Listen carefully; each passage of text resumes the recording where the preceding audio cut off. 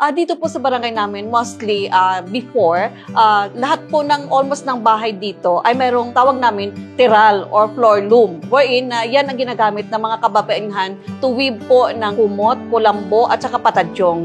Sinamay, it connotes woven products. It's done in the loom.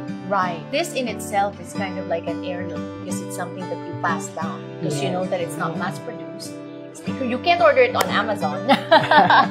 To have a platform is to have the opportunity to promote these fabrics. And we're not just promoting Ilonggo talents. We're also promoting not just the weavers, but the farmers, the people in between the process of having such beautiful fabrics. Well, an Ilonggo designer stands out the rest because of our love and passion for doing our craft. And we do it with our heart.